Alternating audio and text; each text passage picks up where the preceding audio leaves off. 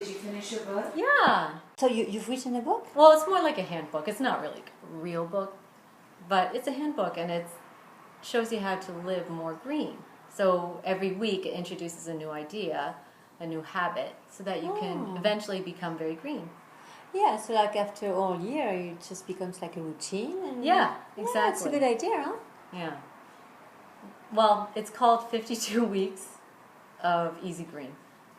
Yeah, I know. It's a terrible title. No, it's interesting. It makes the joke with like 51 shades of gray, you know? I think it's interesting. Yeah, I should probably change it to that.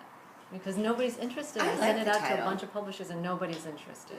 I don't know if that's true. Lots of people are interested. I'll read a book like that, you know. Okay. I'm sure you'll find someone to publish it. No? I don't know. It's hard these days because there's so many books on living green, and now there's tons of blogs too. But the whole reason why I even thought about writing it is because people were asking me questions, and then they were asking me the same questions over and over. So I thought I'll put it in a book. Yeah.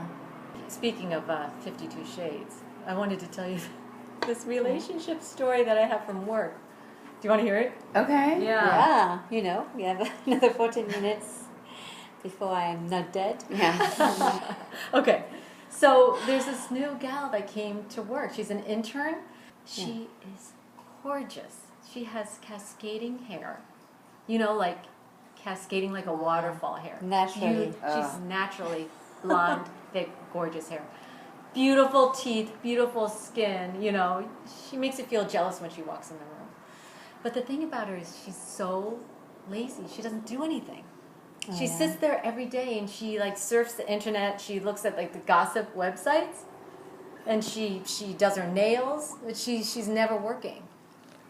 But once in a while we'll have a meeting or something, and then she'll come up with a brilliant idea, and everybody will sort of stop and be like, "Whoa." So she's not stupid. She's just lazy. You know the kind of person, they're smart and they're kind of stupid at the same time? Yeah. And then if you add like super good looks, they could be a pop star. She's like a pop star without the music. So one day she comes to me and she says she's looking for a sugar daddy. And I was like, yeah, me too. I'm looking for a sugar daddy. Do you know there's a website called sugardaddy.com? A dating website. Yeah. I think that's what she used. Then she goes on to say, I want somebody fun and somebody super, super rich and someone interesting. Okay. So then I realized she was serious. And she's like 20 and she wants... Yeah, she's exactly 20 years old because I asked her. It's so sad. It's weird to me. There's something about the younger generation, they don't have romance. They don't. It's weird, huh? Yeah, they're kind of like tough and Yeah. I don't know. But anyway, when I was young, I remember I wanted to be an astronaut, and It's amazing. I visualized myself going to Mars on big missions. You know, I didn't take that many science classes, and then your dreams get kind of crushed a little every day, and then eventually you're just happy because you can pay the rent. You know what I'm saying? You know? Yeah. But I mean, I'm not Not complaining. only paying the rent, you have a passion. That's you true. know. And I'm healthy, you know. I mean, life isn't bad. It's not great, but it's not bad. You know, I can get out of bed every day and I don't need a sugar daddy. So, No. anyway. So she tells me she put up this ad looking for a sugar daddy. And then 2 days later, this guy responded. From the website? From the website. And his name is Jeff. And he's an internet developer or something. I really don't know what that means.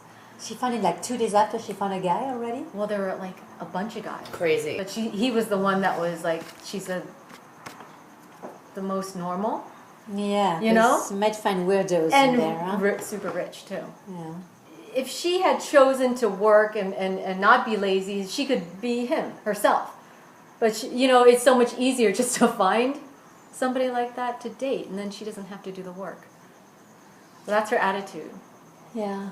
She met with him, and it all went well. And they decided, they're going to have this agreement where she's his arm candy, and that makes him feel good. And she has companionship, and so does he. He's going to buy her anything she wants. That's how she put it. Anything she wants. That handbag, those pair of shoes, that, you know, sweater. Wow. This car, even. You know? Like, whatever she wants. I want to shoot it. Me too. Yeah. So, and then also he's got a private jet. and he's going to fly her whenever he goes to, to his third house for a little weekend trip or to New York or whatever.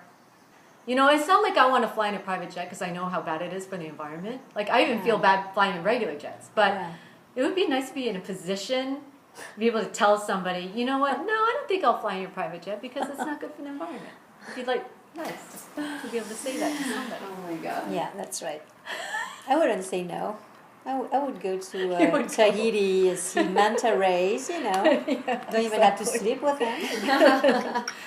Okay, so this goes on for like a month. And she comes to work every Monday and she tells these delicious stories about how she went to like Napa or, New York. All the really nice jewelry that he bought her. Oh my God. It's amazing. And I kind of enjoy it because Yeah. you know how I live my life. It's like simple. This is my whole weekend. Friday, pizza. Saturday, read a book. Sunday, sleep. Oh, that's not true. You have a great life, but maybe you see him and it's like, ugh. That's true. I was you thinking see he him in probably looked like... underwear and bathing suit and like, ugh. I figure, he must look pretty bad if he has to like look for somebody on the internet to hang out with. Yeah, right? those things never work out. Like when you're looking for those things, it's like. I know, and also I don't know. For me, Not that the others work out either. What am I to talk? Yeah, but you know how we grew up in a time where women were still like fighting for rights and stuff like that. I kind of wanted to give her that whole speech about, look how far we've come, what are you doing? Right, make your own money. Make your own money, live your own life. So she comes in one day and she said she's going to sleep with him. Eesh. And I was like, you haven't slept with him yet? That's weird. There must be something wrong with him, right? Right. I mean, he must be 99 years old or something. And it turns out, I asked her how old he was, and he was only 33. Oh my gosh. Wow. Daddy, 33? That doesn't make any sense. Well, the guy has a problem. I mean, if you're rich and you're 33 and you can find anyone, Gotta have something wrong with you. Anyway, she sees my face, and she totally misunderstands me. And she's like, well, he's not as old as... He doesn't look as old as he is. I mean, it didn't make any sense. No. So then on Monday she comes in and she explains the whole thing of how it went down. She goes to this room and the bed, it has a shape of a heart on it made out of beautiful red velvety rose petals. Those are her words. And the sheets were virginal white. Yeah, those are my words. And she puts on this really lovely lace white dress. It's like all innocent and beautiful. So he started to kiss her, but he kisses her like this.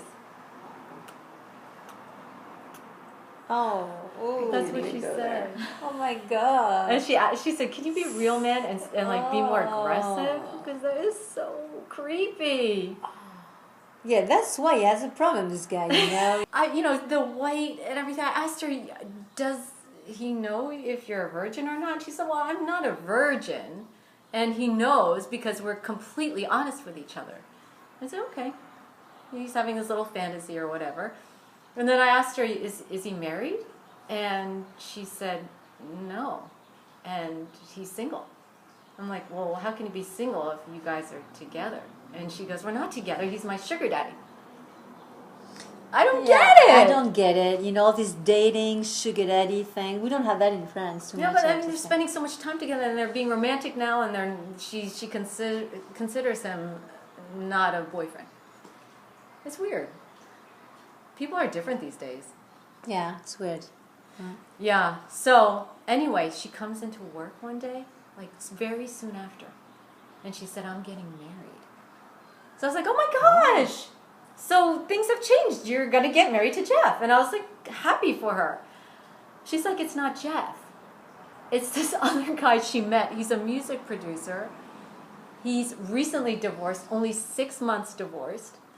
And he has 4 kids and he's filthy rich. And she wants to marry him. And I'm like, what about Jeff? And I'm feeling sorry for Jeff. Poor guy. Poor guy.